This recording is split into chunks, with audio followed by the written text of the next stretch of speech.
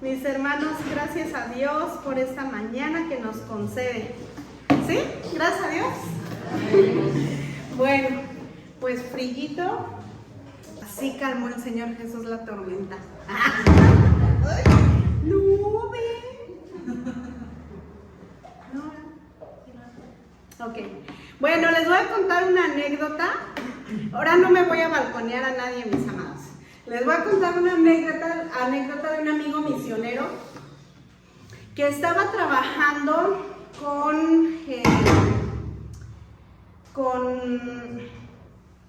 fíjense que, perdónenme que no recuerdo el detalle, no sé si estaba trabajando con jóvenes universitarios o con musulmanes.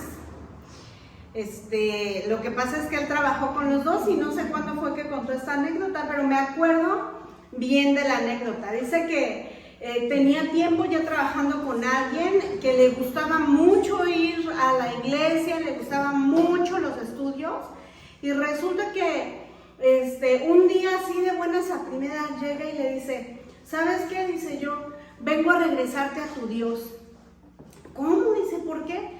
Dice: no, dice, porque yo ya vi bien cómo es esto. Dice, y aquí lo que nosotros vemos es que tu Dios pide mucho. ¿Cómo? Dice: sí, dice, yo he estado leyendo la Biblia, he estado poniendo atención en lo que tú enseñas. No, tu Dios pide mucho. Y así pues yo no puedo. Dice: bueno, dice, sí es cierto, mi Dios pide mucho, dice, pero la realidad es que no pide mucho. Dice: ¿cómo? Dice: mi Dios pide todo, ¿no? Y como que de repente nosotros perdemos esta dimensión entre el mucho y el todo, ¿no? Cuando se trata de nosotros, pero cuando se trata de Él, nos encanta que sea el Todopoderoso, ¿no? Nos encanta. Miren, los dioses prehispánicos, los dioses de otras culturas, incluso los dioses de la mayoría de las religiones, son dioses parciales y limitados, ¿no? El dios de la lluvia, el dios de la guerra, el dios de la fertilidad y el amor, en secciones, el dios de la tierra, el dios del sol, en partes, ¿verdad? Pero para todas las otras culturas, la gente tiene que sustentar a su Dios, pero con nuestro Dios es diferente. Para empezar, Él es el Todopoderoso. ¿Y qué significa que es el Todopoderoso? Platíquenme. ¿Qué creen que significa? ¿Qué se imaginan que significa que Dios sea todopoderoso? No hay nada imposible para Él. No hay nada imposible para Él, muy bien. Que todo lo puede. ¿Qué más? Nadie tiene. ¿Qué? Ninguno tiene poder como Él. Ninguno tiene poder como Él, claro. Y tampoco hay nada que lo limite, ¿verdad? No, Dios no solamente es el Dios que todo lo pide, también es el Dios que todo lo da. Y en esta mañana vamos a meditar cómo, a partir de esta concepción que tenemos de que Dios es el ejemplo de entrega, también Él hay algunas áreas, algunas cositas que nos pide y a veces no somos conscientes de ellos. Les invito a abrir su Biblia, por favor, en el Evangelio de Lucas.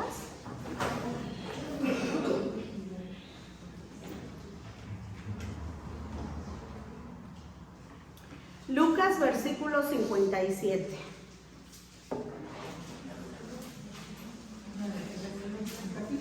Lucas capítulo 9, versículo 57. Tengo versión Nueva Traducción Viviente, por si alguien desea seguirme. Mientras caminaban, alguien le dijo: te seguiré a cualquier lugar que vayas. Jesús le respondió: Los zorros tienen cuevas donde vivir y los pájaros tienen nidos, pero el Hijo del Hombre no tiene ni siquiera un lugar donde recostar su cabeza. Dijo otro, ven, sígueme. Dijo a otro, ven, sígueme. El hombre aceptó, pero le dijo, Señor, deja que primero regrese a casa y entierre a mi padre. Jesús le dijo, deja que los muertos espiritualmente entierren a sus propios muertos. Tu deber es ir y predicar el reino de Dios. Otro dijo, sí, Señor, te seguiré, pero primero deja que me despida de mi familia. Jesús le dijo, el que pone la mano en el arado y luego mira atrás, no es apto para el reino de Dios. Señor, en esta mañana te damos muchas gracias porque nos permites encontrarnos contigo a través de tu palabra. Te rogamos que nos hables y que nuestros oídos sean abiertos para poder escucharte con toda claridad, Padre, y al salir de aquí vayamos llenos de decisiones que te agraden y que mejoren nuestra vida. Bendito seas y háblanos en el nombre de Jesús. Amén y amén. ¿Saben lo que este hombre, no sé si era musulmán o si era universitario, o tal vez era universitario musulmán, lo que este hombre estaba haciendo al decir, no quiero seguir a tu Dios porque tu Dios pide mucho, era regatear con él. ¿Conocen ustedes el regateo? ¿Quién es buenazo para regatear? Amolados los que compramos en Amazon, ¿verdad?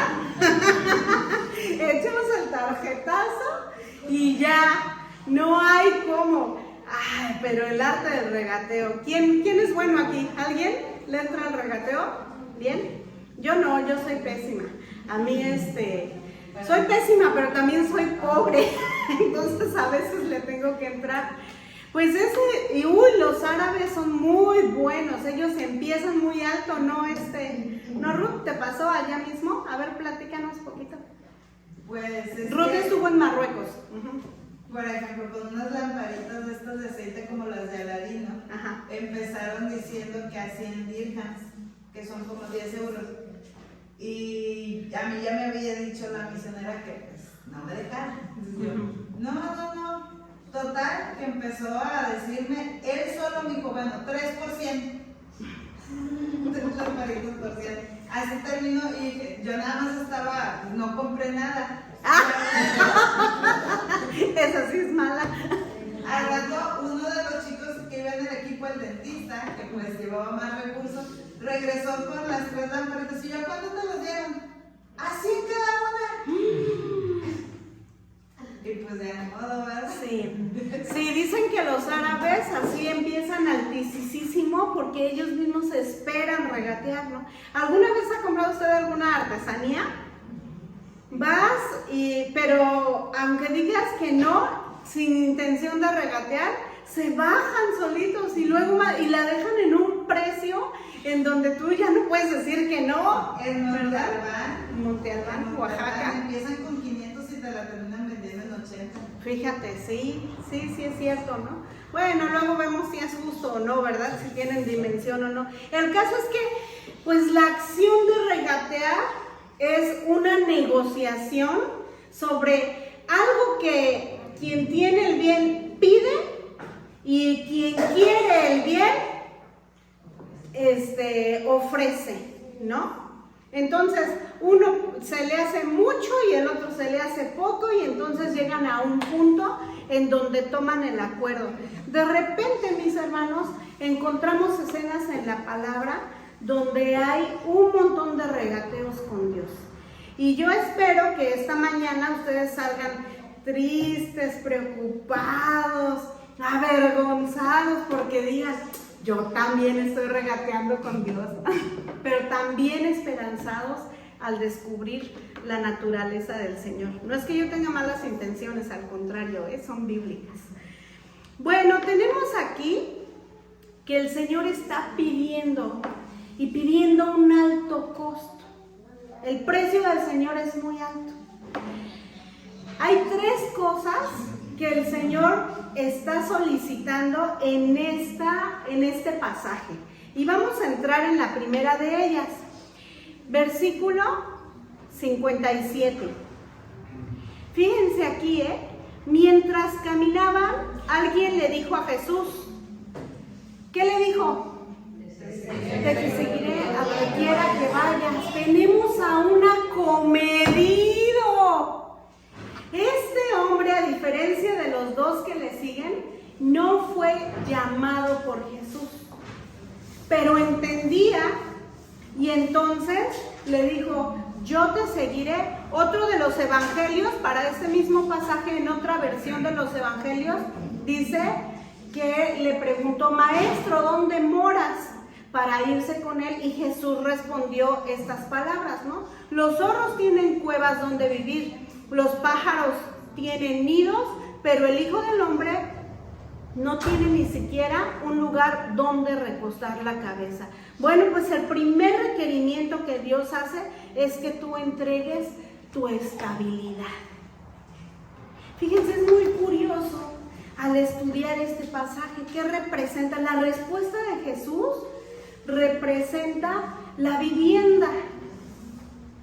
Y la vivienda es, si tú vas a Cancún, ¿dónde te hospedas? En un hotel o con la tía, ¿verdad? Que vive ahí. O con los hermanos de la iglesia, como los que venimos a Poza Rica. Sí, pero si tú buscas dónde vivir, ¿qué es lo que va a pasar con tu vida en el próximo tiempo? Si tú vas a rentar o si tú vas a comprar. Hay que invertir, hay que gastar. Sí, hay que gastar, pero si tú estás buscando dónde vivir, ¿cuáles son tus planes? Establecerte.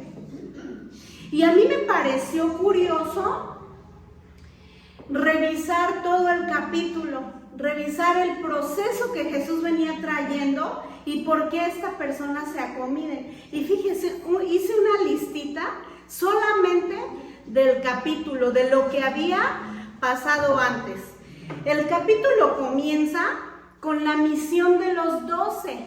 El Señor Jesús le da autoridad y poder para que fueran y sanaran enfermos y echaran fuera demonios. Les dio la misma autoridad y el mismo poder de Él. Después tenemos otro episodio también majestuoso. La alimentación de los 5,000. Regresan, le dan el informe al Señor, se nos sujetaban los demonios, todos los enfermos eran sanados. Y como ya estaban despertando el interés de la gente, los siguieron. Y entonces Jesús no rechazó a la gente y empezó a enseñarles. Y allí es el episodio donde Él pide que se alimenten. Y alimenta a los 5,000 también milagrosamente. Después de eso, presenta otro episodio en donde los discípulos no pudieron liberar a un endemoniado, a un jovencito endemoniado. Y viene un hombre y le suplica al Señor Jesús. Y Él lo libera. Entonces la muestra de poder de Jesús estaba a todo lo que daba. Pero allí no termina. Después viene una plática en donde le empiezan a preguntar, este sí nos gusta, sí, como que este está haciendo campaña y sí nos gusta porque es bien poderoso. Entonces vamos a ver, porque a él nos gusta para que sea rey, para que derroque a Roma. Esa era la idea que la gente empezaba a tener acerca de Jesús. Incluso después de la segunda alimentación multitudinaria, lo querían atrapar para hacerlo rey públicamente, y Jesús se escabulle y se molesta muchísimo, ¿verdad? Pero esta idea era la que tenían de Jesús porque estaban hartos del abuso de Roma. El caso es que preguntan él, ¿y quién será el mayor en el reino? O sea, estaban preguntando, ¿me va a tocar hueso? Eso era lo que estaban preguntando, como que qué gobernatura me va a tocar, ¿no? De hecho, la expresión acuérdate de mí cuando vengas en tu reino, que nosotros usamos mucho, tiene relación con eso. Dame parte de tu poderío. Después de eso, viene alguien que quiere hacer cosas en el nombre de Jesús. Y los discípulos le dicen, ¿qué le hacemos?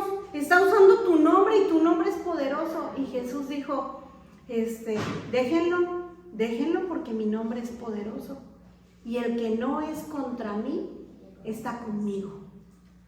Y entonces ahí hace manifiesta su divinidad. Y finalmente viene la declaración de Pedro, ¿no? ¿Quién dice los hombres que soy? Ahí Jesús estaba haciendo un sondeo, fíjense la investigación pública, estaba haciendo un sondeo. ¿Quién dice los hombres que soy? No, pues eres el profeta.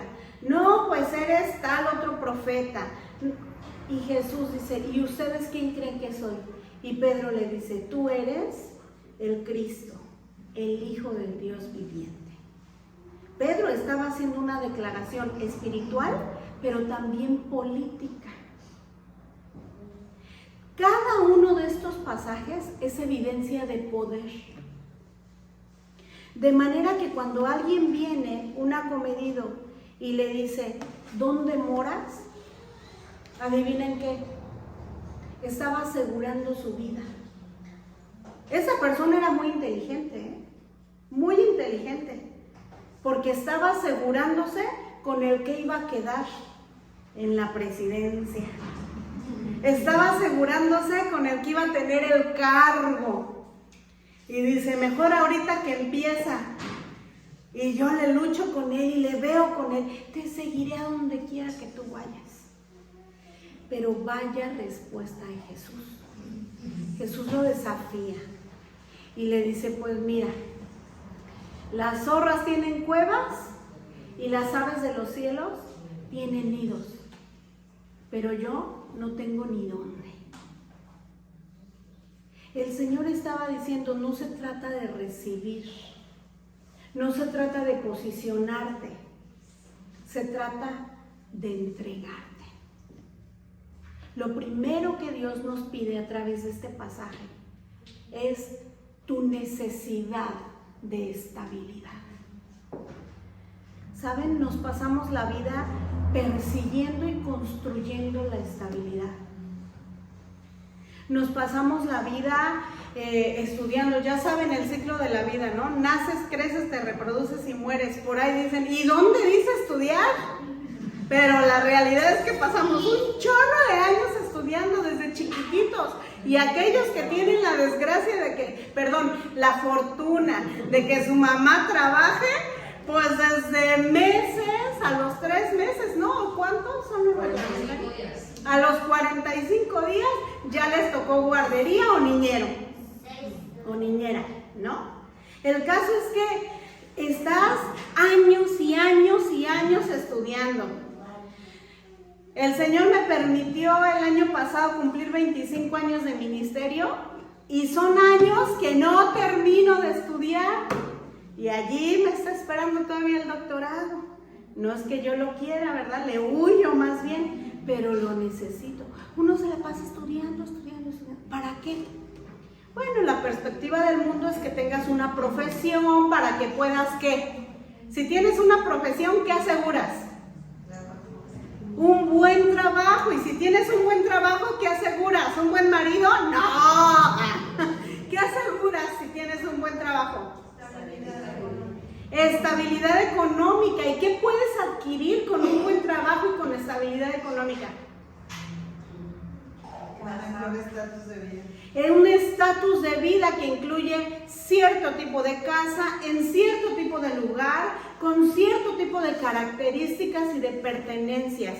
Y para que sea bien, tienes que acumular cosas, dinero y asegurar tu retiro con dinero. No te enseñan a asegurar tu retiro con paz, por ejemplo. No te enseñan a que tu estabilidad depende de relaciones sanas y no tóxicas. No te enseñan a que la vivienda que construyas te sea funcional y sea un aporte a tu vida. Te enseñan a que sea lujosa en determinado lugar. No importa si se oye todo del vecino.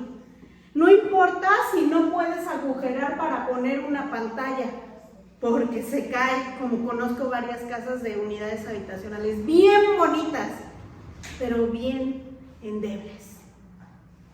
No te enseñan a que los hijos que vas a tener sean personas que aseguren el bienestar para sus 3 o 4 generaciones siguientes.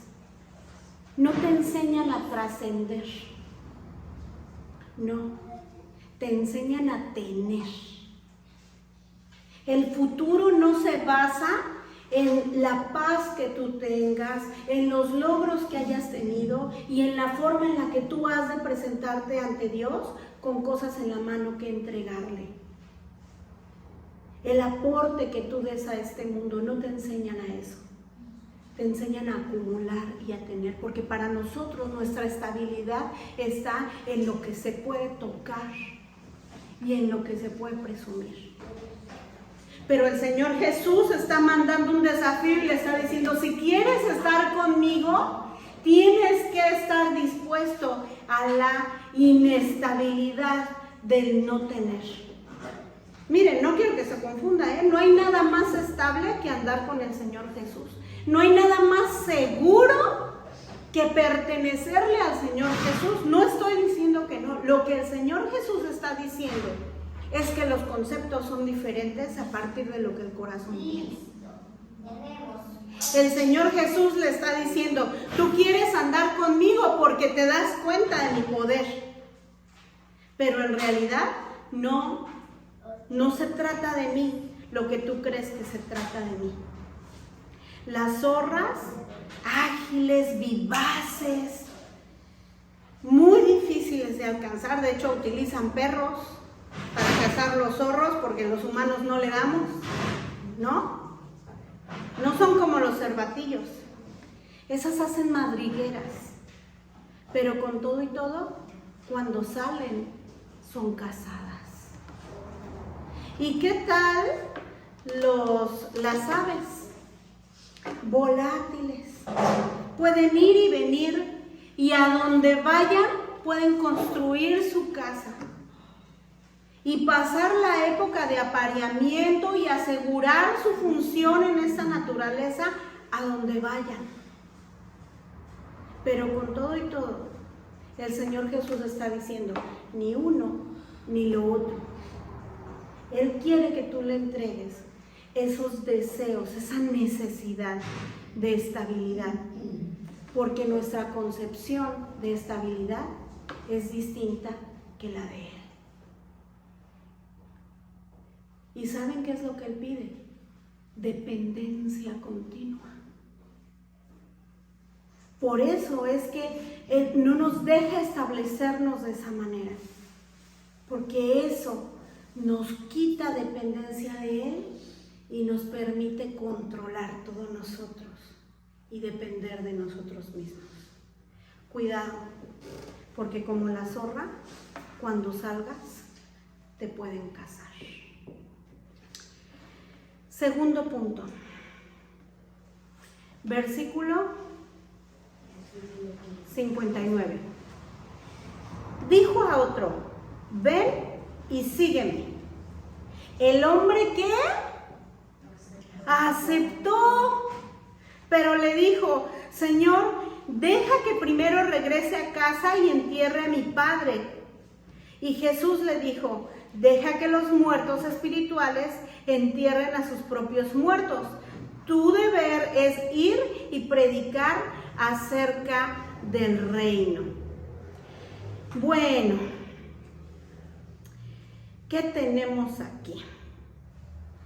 Tenemos a un hombre que sí fue llamado, pero adivinen qué, el llamado pretextoso.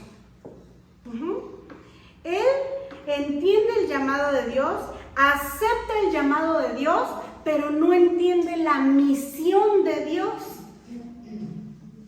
Entiende que fue convocado, pero no entiende la grandeza de la labor a la que fue convocada.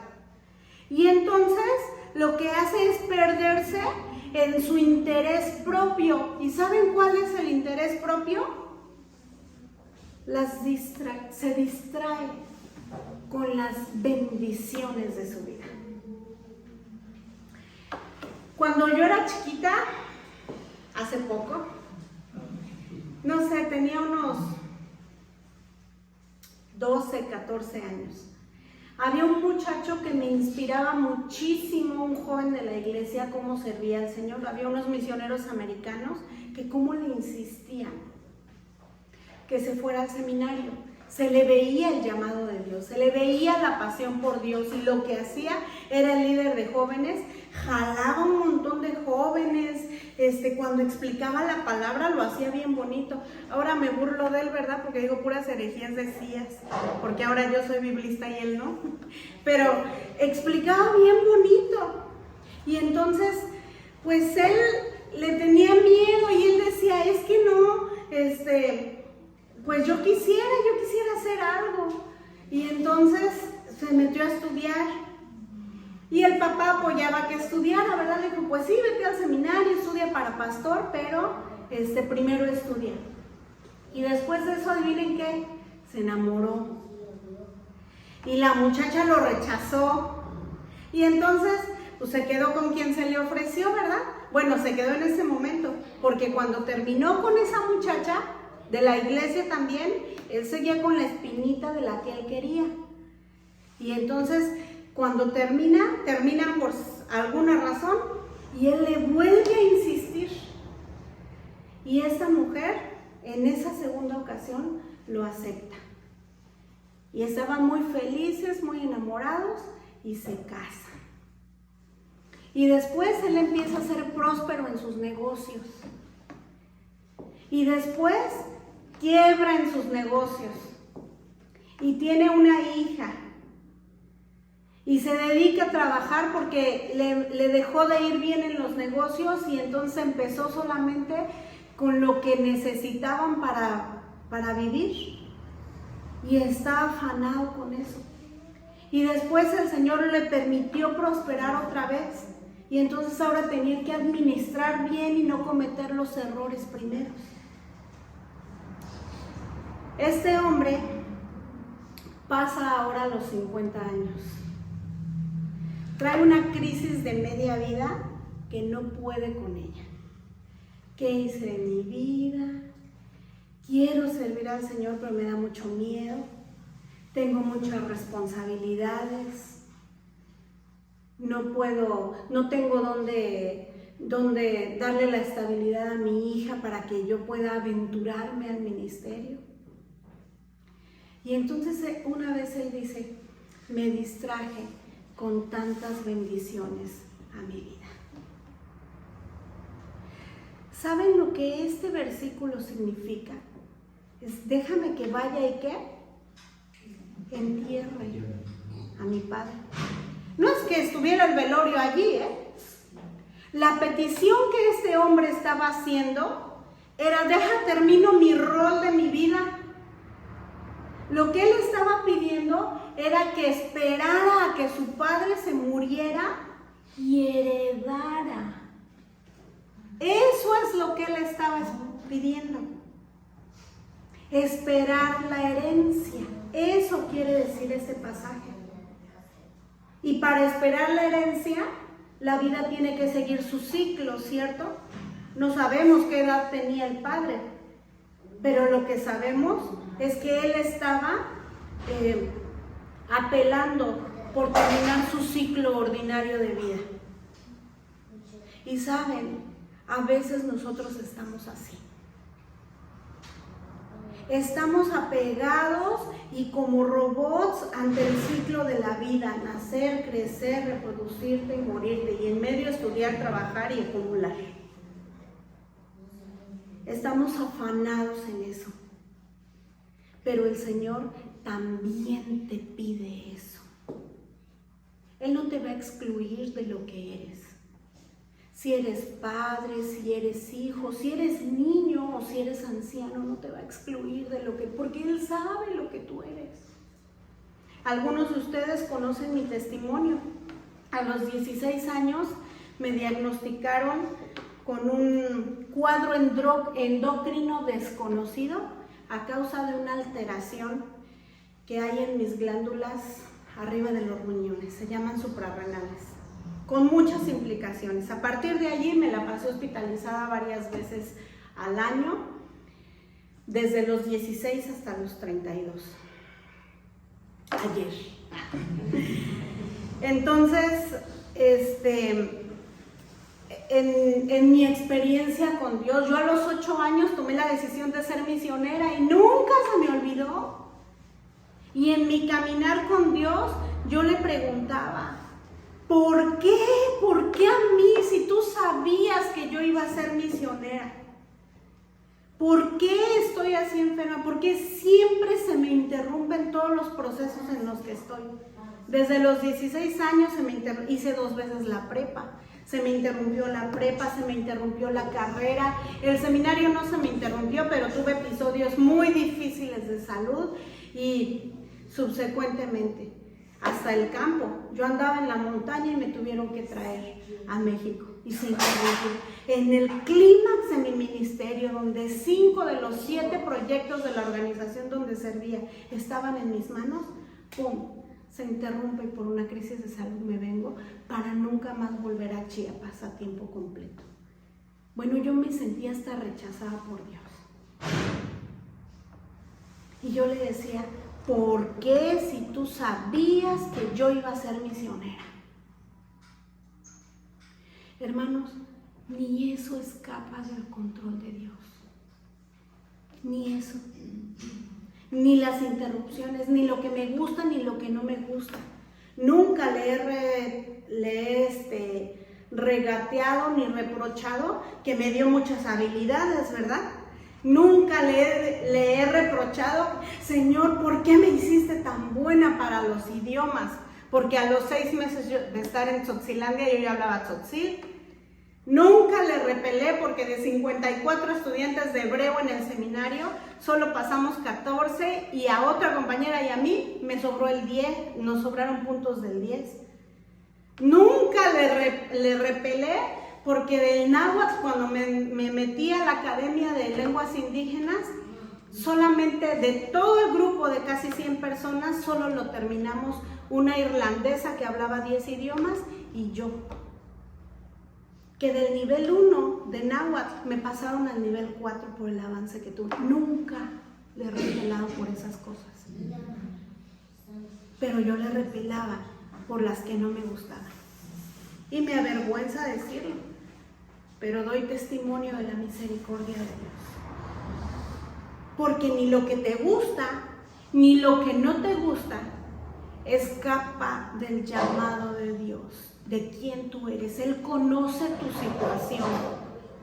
Él conoce tus debilidades, conoce tus fortalezas. Él te dotó de lo bueno que eres y te acompaña en lo malo que eres. Y te saca de allí, además. Y así te llama. Pero la respuesta que este hombre da es una respuesta banal. El Señor Jesús le dice, deja que los muertos entierren a sus muertos. ¿Saben por qué? Porque estaba hablando de la vanidad, de lo que es vano. Esta semana los chicos reflexionábamos un poco de lo que es vano. ¿Han escuchado el dicho este de le salió vana? ¿Qué? La nuez. Es una nuez, es un fruto que parecía que iba a tener algo adentro, ¿verdad? Pero cuando lo abres, está vacío o podrida. No creció, no maduró, por lo tanto no sirve para consumo. Pero fue algo que consumió recursos y que parecía como que sí, hasta el punto de la cosecha y hasta el punto que lo tienes en tus manos, a veces hasta la comercialización. Si tú no cosechas nueces, entonces la compraste. Hasta ese punto llegó esa nuez. Pero cuando la abriste, estaba vana. No servía. Y el Señor Jesús le responde a este hombre: deja que los que hacen las cosas que no valen la pena entierren lo que no vale la pena. ¿Dónde están tus intereses? ¿Dónde está tu pretexto?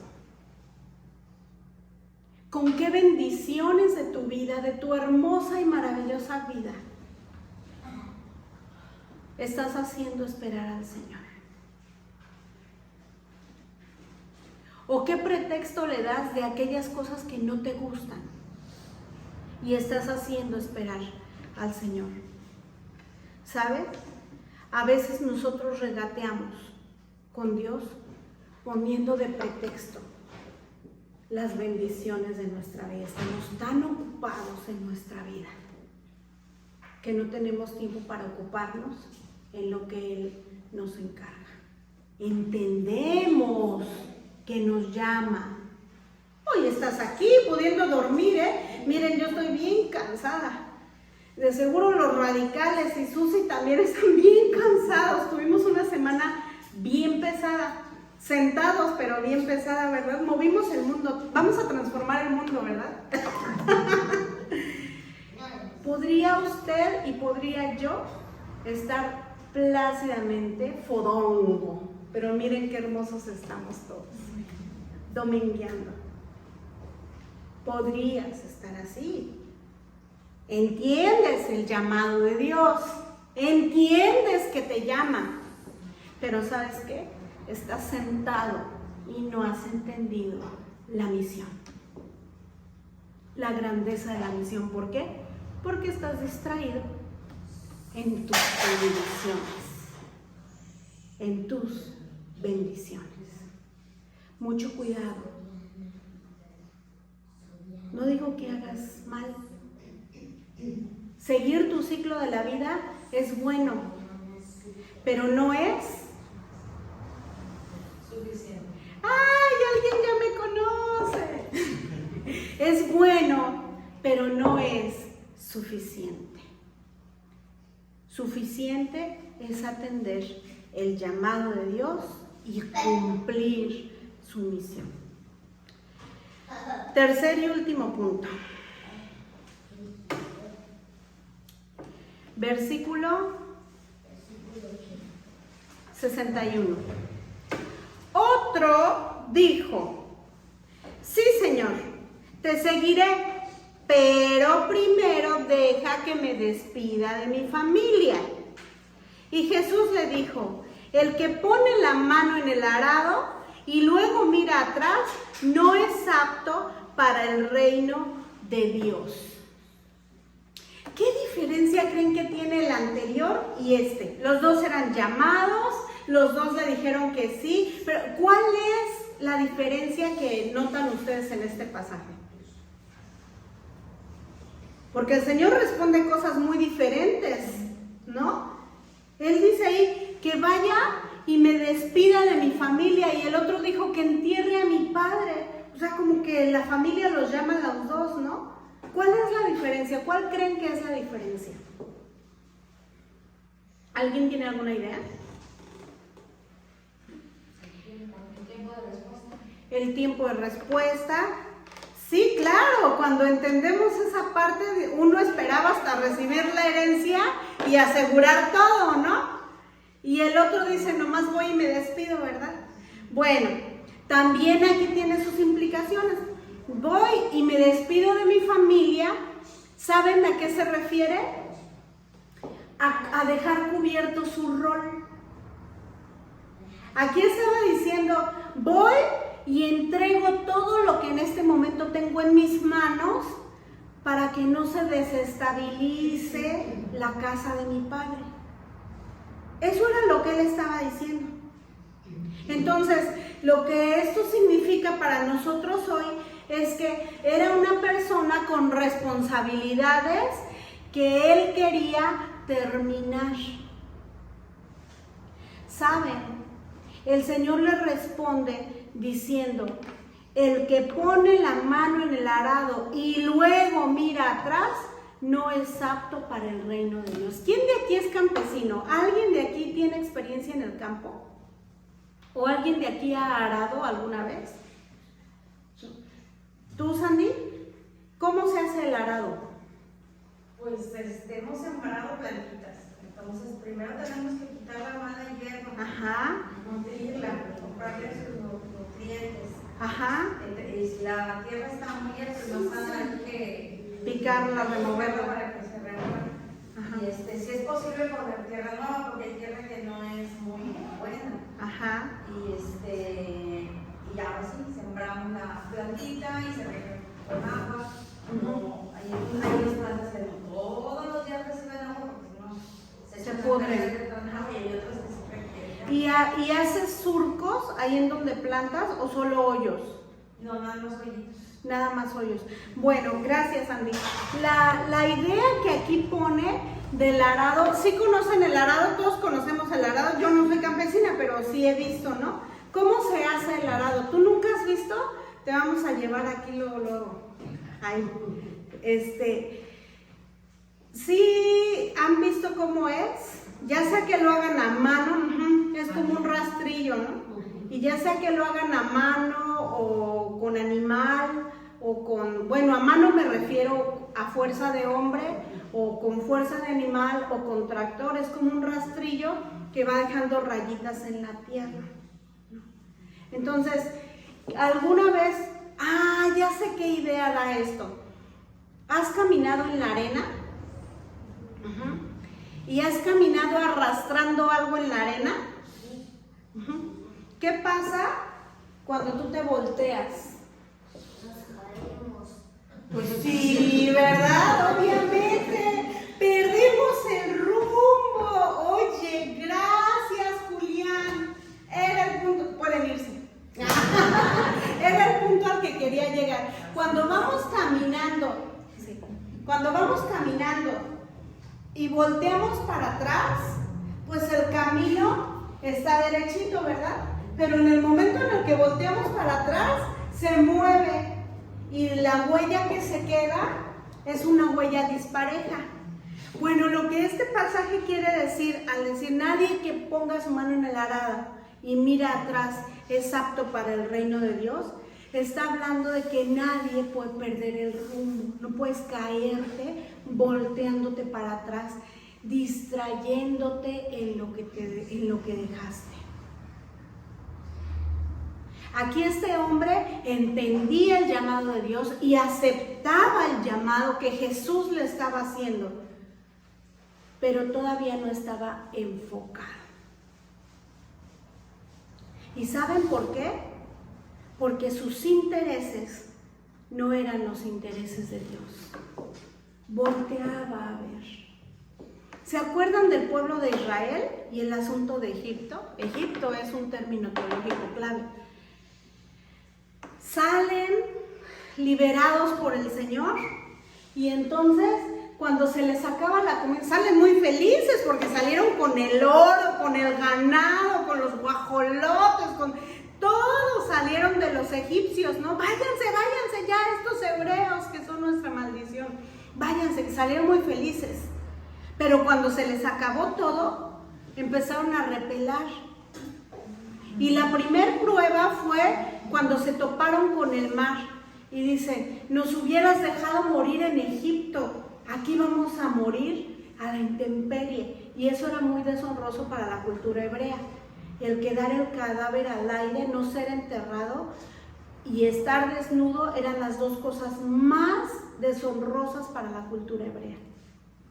Y le reclaman a Moisés, nos hubieras dejado en Egipto, allá al menos teníamos tumbas. Y luego se les acaba el alimento y Dios les provee el maná y les dice, nos hubieras dejado en Egipto, allá teníamos pescado y aves.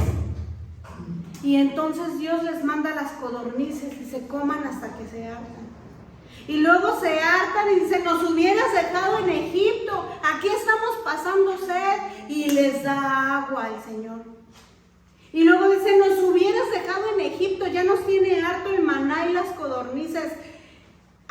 teníamos ajos y cebollas que sazonaran todo.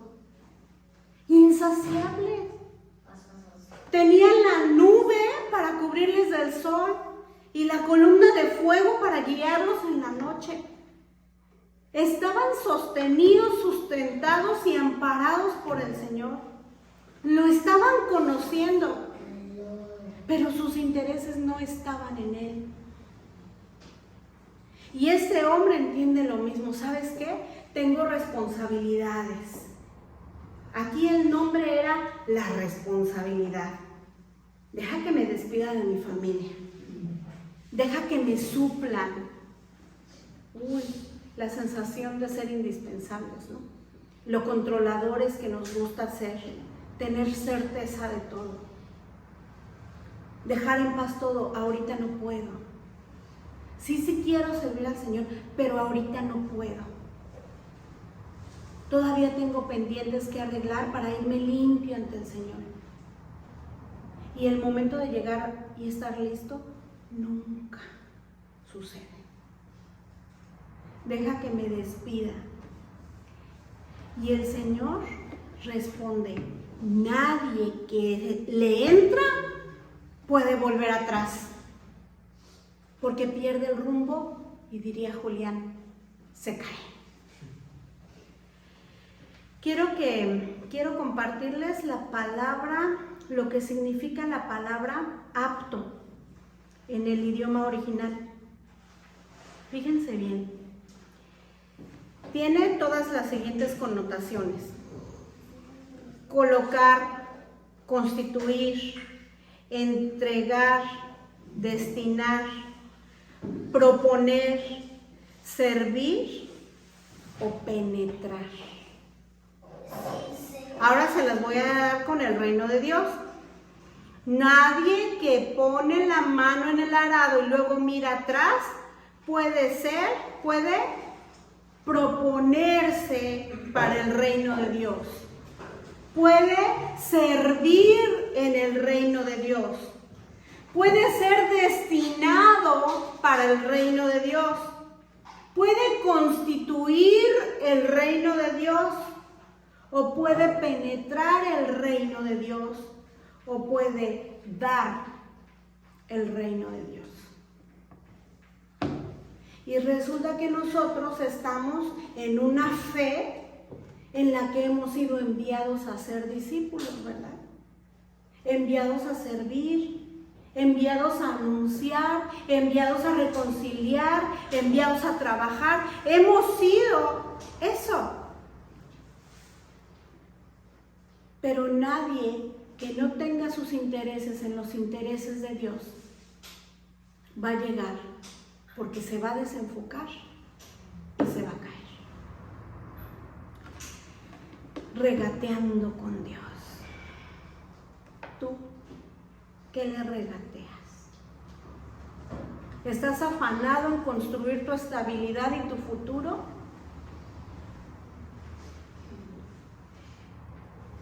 ¿Que tú te planteas? ¿O estás afanado en conservar y construir la vida bonita y que te distraes en tus propias bendiciones que Dios te ha dado? ¿O estás afanado en tus propios intereses que postergas los de Dios? Nuestro Dios, mis hermanos, sí es un Dios que lo pide todo, pero ¿saben cuál es su grandeza? Lo pide todo, pero no se queda con nada. Dice el Señor Jesús, de cierto les digo que va a ser muy más fácil que un camello entre por el ojo de una aguja que un rico en el reino de los cielos. Y entonces el Señor, los discípulos le dicen, pero ¿cómo es eso? Entonces, ¿quién se va a salvar? Dice, pues es que se van a salvar los que se atrevan a dejar todo. ¡Nosotros lo hemos dejado todo! Le contestan los discípulos. ¿Y saben cuál fue la respuesta que Jesús dio? Pues si ya dejaste todo, No hay nada, no hay nadie que haya dejado padre, madre, terrenos, casas, negocios o su propia vida y que no le haya de ser devuelto. ¿Cuánto? 100 veces más en esta vida. Acuérdense que la lógica de Dios es contraria a nuestra lógica. El que sirve será servido, pero el que se sirve será humillado. El que se humilla será exaltado, pero el que se exalta será humillado. ¿No? El menor es el que será mayor, pero el que se quiere hacer el mayor será el menor. Los últimos serán los primeros, pero el que quiere ser el primero no alcanzará. La lógica de Dios es eso. Él te quiere dar todo porque te pide todo. Nada más que hay una gran diferencia entre lo que tú le das y lo que Él te entrega. Porque Él entrega 100 veces más. Esta es una mañana con llamado de Dios. La semana pasada hicimos un llamado a que no te aferres y no agarres lo que Dios te está solicitando. Entrégaselo, te dará algo mejor. Esta mañana te está haciendo un llamado a que te enfoques en Él y te desenfoques de ti. A que construyas en su estabilidad y no en la tuya.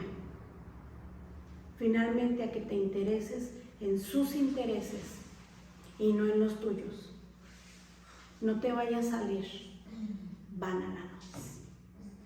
Oramos. Señor, en esta hora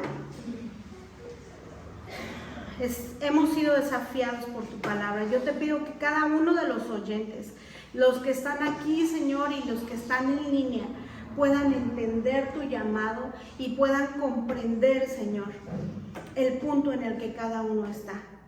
Perdónanos a los que ponemos pretextos. Perdónanos a los que tenemos otros intereses. Perdónanos, Señor, a los que no alcanzamos a tener una visión clara de lo que significa seguirte y servirte. Ocúpate de aquellas preocupaciones que tenemos y que cada uno de los que estamos aquí podamos vivir en plenitud, no porque nosotros logremos construir nuestra vida, sino porque tú nos has dado 100 veces más en respuesta a nuestra entrega. Y que finalmente, Señor, tu voluntad sea cumplida en esta tierra como lo es allá en el cielo. En el nombre de Jesús. Amén y amén.